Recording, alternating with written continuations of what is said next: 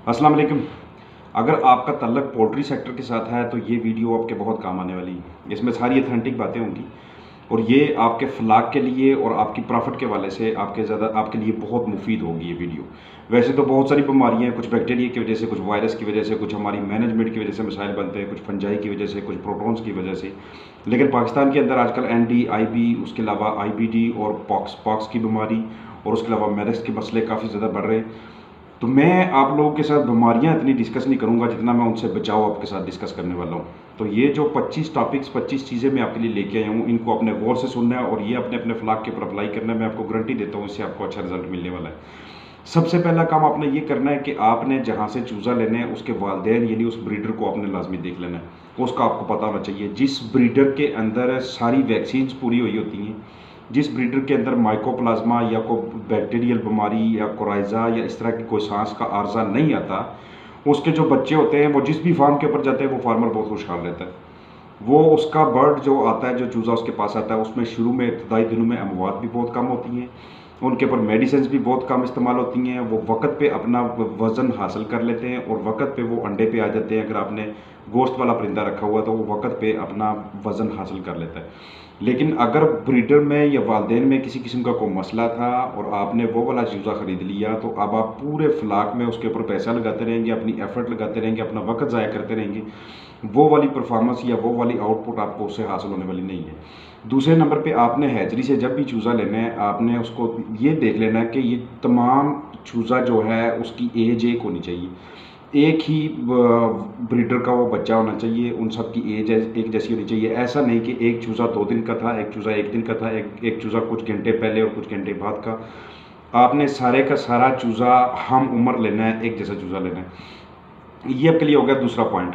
तीसरा पॉइंट आपने ये देखना है कि जो भी आपने चूज़ा लेना है उसमें मेरेक्स की वैक्सीन लाजमी होनी चाहिए।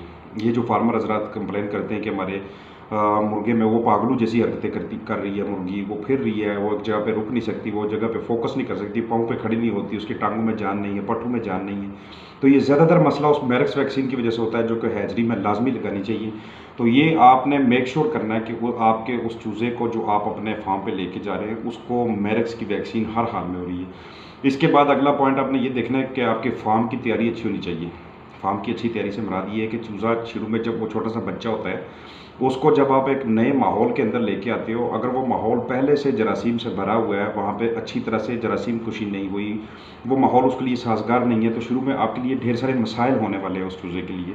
तो इसके लिए कुछ स्टेप्स है, जैसे ही जबकि आप फार्म जैसे ही तैयार करते हैं उसको अच्छी तरह से अपने ड्राई करना है।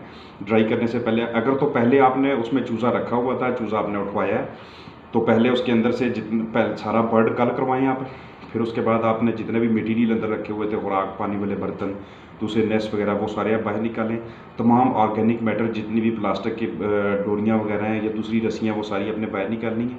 इसके बाद आपने उसके अंदर खुरचाई वाला काम शुरू करना है, कोपिक्स पाउडर डाल के उसकी कीड़ियाँ मारनी है। फिर आपने उसके अंदर स्प्रे करना है किसी भी अच्छे एक डिसइंफेक्टेंट से, फार्मालिन, वायरोसेप्ट, विरकॉन, कोई भी ऐसा प्रोडक्ट आप इस्तेमाल कर लें। उसकी डिसइंफेक्शन करने के बाद फिर आपने अब उसको उसकी वेट क्लीनिंग करनी है, फिर उसकी धुलाई करनी है आपने। फिर आपने उसके अंदर डिटर्जेंट्स इस्तेमाल करने हैं। आप उसमें कास्टिक सोडा यानी पतरी वगैरह इस्तेमाल कर सकते हैं, कोई भी अच्छा डिटर्जेंट, ब्लीच वगैरह इस्तेमाल कर लें आप। इसके बाद उसका रिपेयर वर्क करने के बाद, उसकी सारी दरारें बढ़ने के बाद, फिर आप उसकी फ्लेम ट्रीटमेंट करेंगे, जैसे पे मैंने वीडियो बनाई थी। फ्लेम ट्रीटमेंट से मुराद कि आप उसमें शोला मारेंगे, आग वहाँ पे जलाएंगे आप, ताकि तमाम जरासीम उसमें से मर जाएँ और तमाम सिस्टम्स आप जब उसमें दोबारा अपने तमाम औजार आप रखें, बर्तन रखें, उनको डिसइंफेक्ट करके सूरज से धूप लगा के अच्छी तरह से उनको साफ़ सुथरा करके फार्म के अंदर रखें आप। जो बिछाली आप इस्तेमाल कर रहे हैं वो भी जरासीमों से पाक होनी चाहिए, उसको भी, उसके अंदर भी आप जो है ना वो कास्टिक सोडा वगैरह या मीठा सोडा के साथ एसीवी इस्तेमाल करके फिर आप उसको लाएं, ताकि जो आपका नया आने वाला चूज़ा है उसको जो माहौल मिले वो तमाम बीमारियों से पाक माहौल मिले, ताकि उसकी शुरू में जो ग्रोथ है, जो उसकी बढ़ोतरी है, जो स्केलेटन डेवलपमेंट है, वो बहुत अच्छी तरह से हो सके। उसके बाद आपने इस चीज़ का ध्यान रखना है कि आपने शुरू में दर्जा हरारत और नमी का बहुत ध्यान रखना है।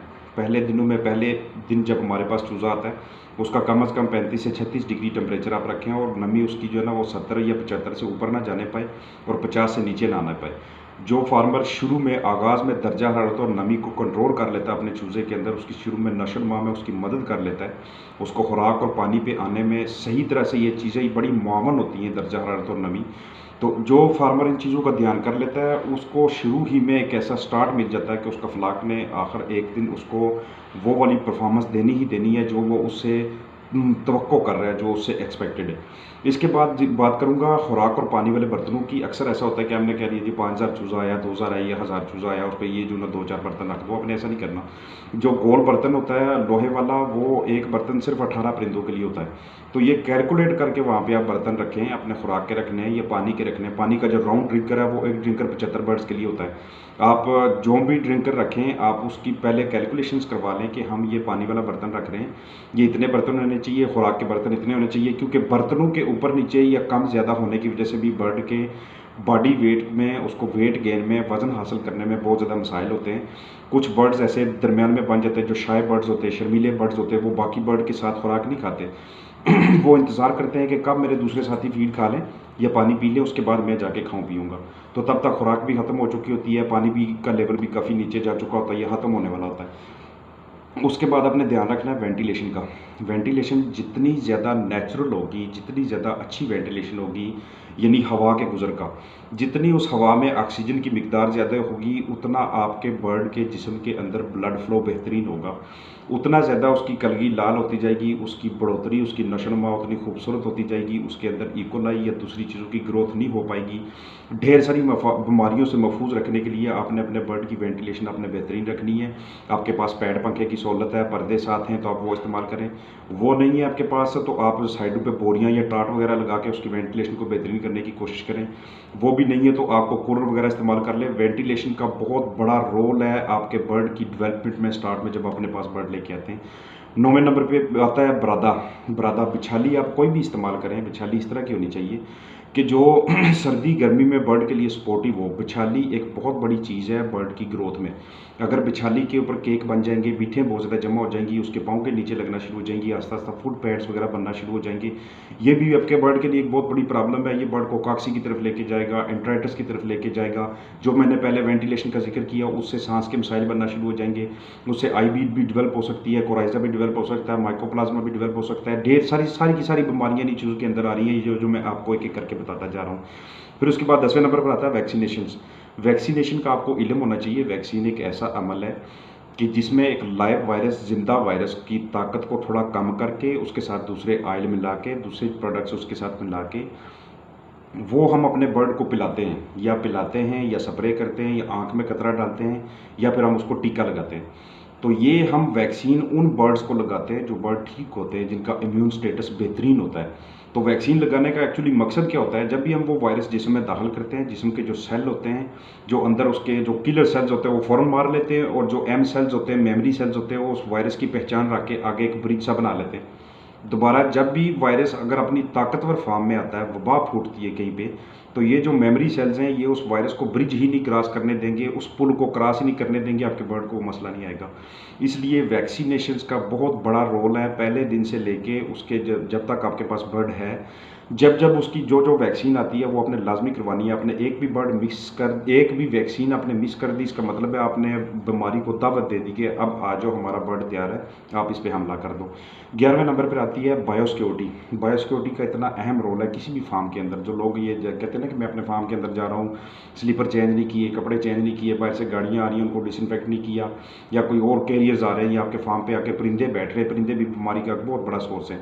परिंदे, गाड़ियाँ, ह्यूमन ट्रैफिक्स, ये सारी चीज़ें, इन सब चीज़ों को आपने अपनी बायोसिक्योरिटी को स्ट्रांग रख के, मजबूत रख के, जो फार्मर अपनी बायोसिक्योरिटी को बेहतरीन रखता है उस फार्म पे बहुत कम बीमारियाँ आती हैं।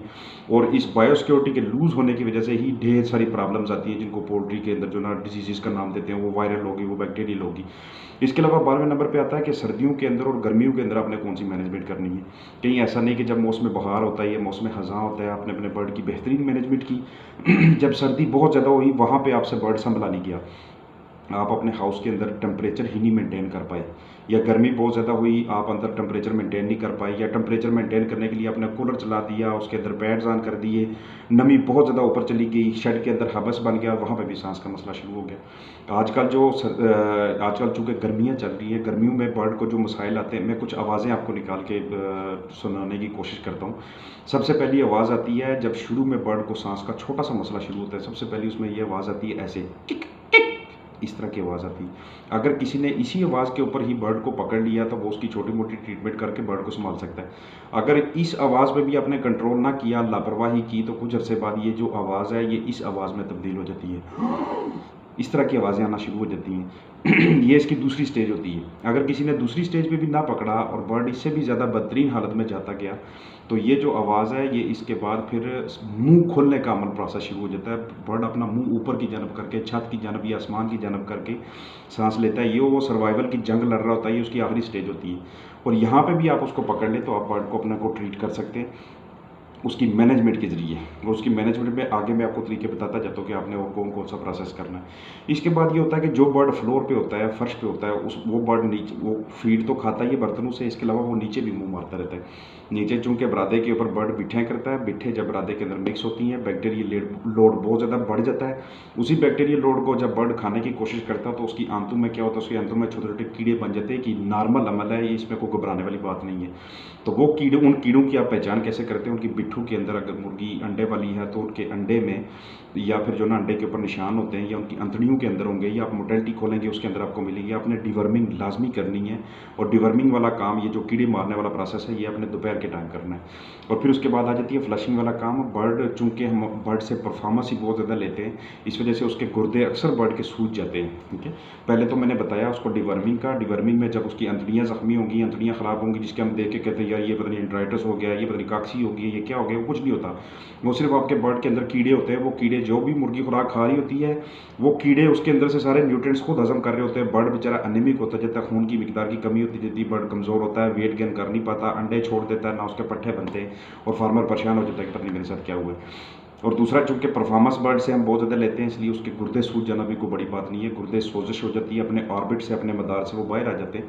उसके लिए आपने बर्ड के अंदर फ्लशिंग लाजमी करनी है। उसके लिए चीनी के साथ सिरका, या चीनी के साथ कोई अच्छा सा फ्लशर, या फिर जो ना गुड़ का काढ़ा वगैरह लोग इस्तेमाल करते हैं, वो भी एक अच्छी चीज़ है। तो ये फ्लशिंग वाला प्रोसेस 14वें नंबर पर आता है, ये अपने लाजमी करना है। उसके बाद 15वें नंबर पर मैं बात करूँगा कि आपने हर महीने, 1 महीने अपने बर्ड को एंडी लासोटा पिलानी है, जो लाइव वैक्सीन है, पानी में पिलाते हैं। ठीक 30 दिन बाद आपने अपने बर्ड को MA5 क्लोन 30 पिलानी है, जिसमें एंटी और IB दोनों की लाइव वैक्सीन मौजूद होती है। फिर अगले 30 दिन बाद एंटी लसोटा, फिर अगले 30 दिन बाद MA5 क्लोन 30। ये अपने प्रोसेस लाजमी रिपीट करना है। इसमें कोई घबराने डरने वाली बात नहीं है, क्योंकि ये दो ऐसी वबाएँ हैं जो पाकिस्तान में काफ़ी ज़्यादा आम है। तो आप ये अपने बर्ड को एज आ प्रिवेंशन, ये एहतियात के तौर पे दे रहे हैं। मार्केट से बड़ी सस्ती मिल जाती है, अपने लाजमी देनी है। 16वें नंबर पे आता है कि एंटीबायोटिक्स आपने अपने बर्ड को देनी है। एंटीबायोटिक्स 2 मकसद है उसके। एक तो एंटीबायोटिक्स हम चलाते हैं कि बर्ड हमारा बीमार हो जाए, को पंगा पड़ जाए उसके अंदर, तो उसके इलाज के लिए। दूसरा, एंटीबायोटिक का एक और पर्पज़ भी साथ नीचे लिखा होता है, प्रिवेंशन, यानी एहतियात के तौर पर। मसला कोई नहीं है, आप उसको एहतियात के तौर पे चलाए थे, इसमें कोई ऐसी प्रॉब्लम नहीं है। कोई भी सस्ती और अच्छी एंटीबायोटिक आप खरीद लें, उसका आप 3 से 4 दिन का कोर्स लाजमी करवाया करें। ये आपके बर्ड का हेल्थ स्टेटस, उसका इम्यून स्टेटस बरकरार रखता है। अगर, क्योंकि अल्लाह के अलावा किसी को नहीं पता कि बर्ड के अंदर क्या मसाइल चल रहे हैं। बाज़ का बर्ड बिल्कुल नॉर्मल होता है, ठीक होता है, लेकिन उसके अंदर जो ना मसले मसाइल चल रहे होते हैं, उस फैक्टर को दूर करने के लिए, उस डर को ख़त्म करने के लिए आप एहतियाती तौर पे आपको एंटीबायोटिक्स लाजमी चलानी चाहिए। 17वें नंबर पे मैं बात करूँगा मेडिसिन थेरापी की। मेडिसिन थेरापीज़ में नंबर 1 में बात करता हूँ इसकी, ये एरिनेक या ब्रूफिन आप अपने बर्ड्स के अंदर लाजमी चलाया करें। ये चूँकि बाज़ का टेम्परेचर अप डाउन होने की वजह से, ह्यूमिडिटी ऊपर नीचे होने की वजह से, मुख्तलिफ़ किस्म के स्ट्रेसेस की वजह से, फीड के चेंज होने की वजह से, ढेर सारे ऐसे मसले मसाइल हैं। उन वजह से जो है ना, बाज़ का ऐसे होता है कि बर्ड का टेम्परेचर ऊपर नीचे हो जाता है, उसको थोड़ा सा बुखार हो जाता है। कोई ना कोई एंटीपायरेटिक, कोई ना कोई बुखार के ख़िलाफ़ अच्छा काम करने वाला प्रोडक्ट लाजमी इस्तेमाल किया करें, महीने में 2 से 3 दिन। इसके अलावा चूँकि बर्ड के लीवर को बहुत ज़्यादा काम करना पड़ता है, वो फीड खाता है, फीड खा के फिर हज़म करता है। लीवर के अंदर, उसके जिगर के अंदर मेटाबॉलिक रेट काफ़ी बढ़ जाता है। इसलिए जो ना, लीवर के फंक्शन को बढ़ाने के लिए, लीवर के फंक्शन को बेहतरीन रखने के लिए आप उसमें लिवर टॉनिक्स लाजमी इस्तेमाल किया करें। लाइक टोनी लीवर हो गया, AMC लीवर हो गया, इस तरह का कोई भी प्रोडक्ट। ये बिल्कुल ऐसे है जैसे जनरेटर बहुत ज़्यादा काम कर रहा है और आप उसके अंदर जो ना mobile filter, air filter, oil filter, वो डीजल पंप वगैरह चेंज करें, ताकि उसकी परफॉर्मेंस कम ना हो, वो अपनी जगह पर बेहतरीन रहे। इसके अलावा आप इलेक्ट्रोलाइट्स, मिनरल्स और मल्टीविटामिन्स, ये जो बूस्टर्स हैं, ये जो टॉनिक्स हैं, ये बर्ड को देते रहा करें। हम चूँकि अपने बर्ड से परफॉर्मेंस ढेर सारी लेना चाहते हैं। हम चाहते हैं कि हमारा बर्ड हेल्दी रहे, हमारा बर्ड हमें ज़्यादा अंडे देता रहे। अगर वो गोश्त वाला तो उसका गोश्त अच्छा बने। तो इसके लिए वो अपनी इतनी ज़्यादा फाइट कर रहा होता है अपने आप के लिए, अपने आप को ज़िंदा भी रख रहा होता है, आपको भी इतना कुछ दे रहा होता है। इस तरह अगर आप ये उसको थोड़ा सा बहुत दे देंगे तो ये उसके लिए एज अ सपोर्टिव ट्रीटमेंट हो जाएगी। इसमें वो अपनी परफॉर्मेंस बहुत ज़्यादा बढ़ा सकता है आगे की जानब। उसके बाद बात आती है वज़न की। वज़न हर हफ्ते आपने बर्ड का वज़न करना है। आपको ये इल्म होना चाहिए कि मेरा बर्ड इस वक्त 4, 6, 8, 10 हफ्ते का है और ये इस वक्त एक्चुअली खड़ा कहाँ पे है। अगर अपनी उम्र के हिसाब से परिंदे का वज़न कम हुआ तो उसमें क्या होगा कि बर्ड की क़ुव्वत मुदाफ़त काफ़ी कम रह जाएगी। जब क़ुव्वत मुदाफ़त कम होती है उस वक़्त वो दावत दे रहा होता है बीमारियों को कि आओ मेरे पर हमला करो। और बीमारियाँ जब उसके ऊपर हमला करती हैं आहिस्ता आहिस्ता उसका फीड इंटेक कम हो जाता है, वाटर इंटेक कम हो जाता है, इम्यूनिटी मज़ीद डाउन होती जाती है, सारे आर्गन सिकुड़ते जाते हैं और एक टाइम ऐसा होता है कि वो मोर्टेलिटी की शक्ल में आपको अपने फार्म के अंदर नज़र आता है। 19वें नंबर पे आता है ग्रेडिंग वाला काम। आपने अपने फार्म पे ग्रेडिंग लाजमी जारी रखनी है। जो बड़े वेट वाला बर्ड है, जो ज़्यादा मोटा है उसको भी लादा करें, जो छोटा बर्ड है उसको भी लादा करें। जो बड़ा बर्ड आपने लादा किया हुआ है उसकी जगह थोड़ी सी कम कर दें, बाकी बर्ड्स की निस्बत उसकी 1-1.5 ग्राम फीड कम कर दें। जो छोटा बर्ड है उसको भी लादा कर दें आप, बाकी बर्ड्स की निस्बत उसकी स्पेस थोड़ी सी बढ़ा दें और उसकी फीड 1 से 1.5 या 2 ग्राम बढ़ा दें और साथ उसकी सपोर्टिव मेडिसिन या ट्रीटमेंट्स वगैरह स्टार्ट करें ताकि आपका सारा अखलाक बराबर हो जाए। और ये ग्रेडिंग के ये मकासद होते हैं। और फिर भी अगर आपके पास आप इतना फाइनेंशियली अफोर्ड नहीं कर पा रहे तो आप इस तरह के बर्ड्स को ग्रेड करके सेल कर सकते हैं आप, ताकि आपका जो बर्ड है, क्योंकि वो फीड खाता जा रहा है आपको दे कुछ नहीं रहा। उसके बाद नंबर आता है कि यूनिफॉर्मिटी का 20वें नंबर पे आपने अपने फ्लाक को यूनिफॉर्म लाजमी रखना है। यूनिफॉर्मिटी का मतलब ये है कि अगर आपके फ्लाक का एवरेज वजन 1250 ग्राम है तो कितने बर्ड 1250 ग्राम से ऊपर हैं और कितने बर्ड 1250 ग्राम से नीचे। मिसाल है, अगर 1000 से नीचे 4 बर्ड हैं और 1500 से ऊपर जो है ना आपके 6 बर्ड्स हैं और आपका टोटल वजन कितना है जनाब 1250 ग्राम, तो ये जो 5 और 4, 5, 9, 10 बर्ड्स हैं ये आपके काम के बर्ड नहीं है। या तो इनकी ट्रीटमेंट करें, इनको ठीक करें, दूसरे बर्ड के बराबर करें, यूनिफॉर्मिटी एक जैसी करें, या इस तरह के फ्लाक को आप सेल कर दें, इस तरह के फ्लाक की आप कलिंग कर दें।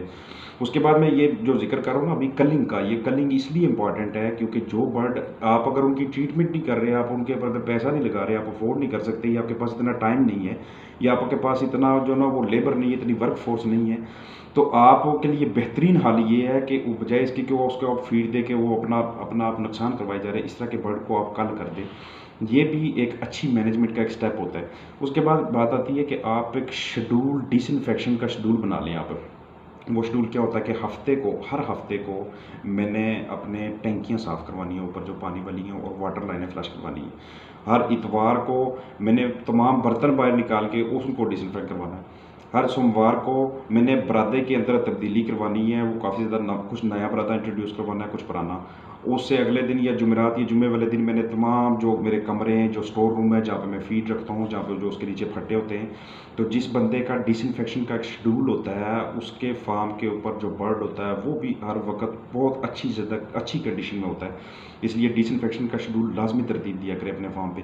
23वें नंबर पे मैं बात करूँगा पोस्टमार्टम की। एक भी बर्ड अगर आपका मरता है तो उसका अपने पोस्टमार्टम लाजमी करना। उसको बाहर निकाल के सबसे पहले उसका वज़न करें, इसका वज़न कितना था। आपको पता चल जाएगा कि ये बहुत ज़्यादा फैटी था, बहुत ज़्यादा वज़नी हो गया था, फैट की वजह से, बहुत ज़्यादा चर्बी की वजह से इसकी मोर्टेलिटी हो गई है, मैंने इसकी फीड कम करनी है। या फिर इसका वज़न बहुत ज़्यादा लो था, बहुत ज़्यादा कमज़ोर बर्ड था, मैंने इसको वक्त पे ग्रेड नहीं किया, मैंने इसको लादा नहीं किया, मैंने इसकी फीड नहीं बढ़ाई, मैंने इसकी ट्रीटमेंट नहीं की, इसको सपोर्टिव थेरेपी नहीं दी, इसको मैंने विटामिन बी कम्प्लेक्स के इंजेक्शन नहीं लगाया, इसको दूसरी चीज़ें नहीं मैंने दी है, बर्ड मर गया है, अब मैंने ये काम करना है। बर्ड मर जाता है उसकी आप वेंट देखें, उसका पीछे वाला हिस्सा देखें, वहाँ से वो उसको किसी किस्म का प्रोलैप्स का मसला तो नहीं था, प्रोलैप्स की ट्रीटमेंट करें। वेंट देखें, वहाँ से अगर खून आ रहा था, खून वाला पोर्शन है तो आपको पता चलना चाहिए कि इसमें कॉक्सी है, एंट्राइटिस है या कोई और मसला चल रहा था। अब बर्ड की जब उसको बर्ड को ओपन करते हैं, जब उसकी सांस की नाली देखते हैं, उसमें रेशा देखते हैं तो आपको पता चलता है इसको सांस का मसला था। आप सांस की ट्रीटमेंट करें, आगे पीछे जो गंद कचरा है, जो फैक्टर्स है जो उसको सांस का मसला बना रहे हैं वो सारे फैक्टर्स दूर करें उसके अलावा अगर आपको झिल्ली नज़र आती है उसमें इकोलाई है तो इसका मतलब है फार्म के ऊपर जो ना वो सफाइयों की बहुत ज़्यादा ज़रूरत है, डिसइंफेक्शन की, सैनिटाइजेशन की बहुत ज़्यादा ज़रूरत है। इस चीज़ पे फोकस करें आप। उसके अलावा अगर आपको अंदर उसकी जो झिल्ली है जो फेफड़े के ऊपर मौजूद है या नीचे फेफड़ा आपको ख़राब नज़र आ रहा है या ऊपर वाली झिल्ली एयर सैक्स उसकी ख़राब नज़र आ रही है, उसकी ट्रीटमेंट करें आप। अगर आपको उसका जिगर पीला नज़र आ रहा है तो इसका मतलब है ये किसी किस्म का कोई बुखार है या कोई और मसला, ये जिगर लंबा हो गया उसका, तो ये फैटी लिवर सिंड्रोम इसके अंदर आ गया, उसकी ट्रीटमेंट करें आप। गुर्दे ऊपर आ गए तो जैसे मैंने पहले बताया कि जब भी एक सुपरवाइज़र बार बार अपने बर्ड्स को खोल के देखता है, जब भी उनकी मोर्टेलिटीज़ होती हैं, हफ्ते 10 दिन में तो वो वैसे ही एक डॉक्टर बन जाता है। यही चीज़ें होती हैं 5-7 गिनी चुनी चीज़ें, ये कोई इतना मुश्किल काम नहीं है कि हर बंदा कह के नहीं जी ये मैंने डॉक्टर साहब को दिखाना है, डॉक्टर साहब मुझे ट्रीटमेंट देंगे। इसमें बिल्कुल कोई मुश्किल साइंस नहीं है, मैं आपको ये बताता चलूँ। तो इसलिए आपने अपने बर्ड्स का वो पोस्टमार्टम लाजमी करना है, उसकी एक एक चीज़ को आपने देखना है। 24वें नंबर पे आता है कि आपने जब भी आप पोल्ट्री फार्मिंग का कारोबार शुरू करें, आपने उसकी ट्रेनिंग पहले लाजमी लेनी है। चाहे वो आप ऑनलाइन ट्रेनिंग लें या बुक्स के ज़रिए ट्रेनिंग लें या किसी फार्म के ऊपर जाकर ट्रेनिंग लें या किसी डॉक्टर साहब को अपने पास बुलाएं या किसी सीनियर अच्छे सुपरवाइज़र के साथ रब्ता करके उसको अपने साथ रखें आप। और जो भी आप वहाँ पे स्टाफ रखें वो स्टाफ बिल्कुल ट्रेंड स्टाफ होना चाहिए। उनको और कुछ पता हो या ना हो, एटलीस्ट उन्हें ये पता होना चाहिए कि हवा, पानी, बरादा और इसके अलावा जो आप फीड डालते हैं, इन सारी चीज़ों की हमारे फार्म के ऊपर अहमियत क्या है, वैक्सीन की स्टोरेज क्या है, मुख्तलिफ जो एक्टिविटीज़ है वो कैसे की जाती हैं। और आखिरी और 25वें नंबर पे मैं बात करूँगा रिकॉर्ड की। आपने जितनी मेडिसिन डाली है, जितनी वैक्सीन की हैं, जो जो खुराक में दिया है, जो जो पानी में मिक्स किया है, जो फीड में मिक्स किया है, ये डिबेकिंग कब करवाई थी, बर्ड कब आया था, किस हफ्ते क्या उसका बॉडी वेट था, वो फलाने दिन इसका टेम्परेचर क्या रहा है, इसकी ह्यूमिडिटी क्या रही है, इन सारी चीज़ों का आपने अपने पास रिकॉर्ड, डेली का रिकॉर्ड लाजमी लिखना है। ये रिकॉर्ड आपकी मदद करता है जब भी कोई फार्म में किसी किस्म का कोई मसला बनता है, उसको फाइंड आउट करने के लिए, उसकी तशखीस करने के लिए कि ये बना कैसे है, वो आप उस वक्त आपकी मदद कौन करता है, ये रिकॉर्ड आपकी मदद करता है। इसलिए आपने उस रिकॉर्ड को लाजमी देखना है, लाजमी चेक करना है और डेली की जो जो एक्टिविटीज़ है वो सारी की सारी उस रिकॉर्ड में पुट करते जाएँ। मुझे पूरी उम्मीद है कि ये जो 25 पॉइंट हैं ये आपके लिए काफ़ी ज़्यादा हेल्पफुल साबित होंगे। अगर किसी का इस हवाले से कोई सवाल है तो वो मुझसे कमेंट सेक्शन में पूछ सकते हैं, और अगर कोई ये चाहता है कि मैं फ़लाँ चीज़ पे वीडियो बनाऊँ तो वो भी मुझे कमेंट सेक्शन में बता सकता है कि मेरा ये प्रॉब्लम है, मुझे ये मसला है, आप इस हवाले से वीडियो बना दें। फ़ी अमान अल्लाह।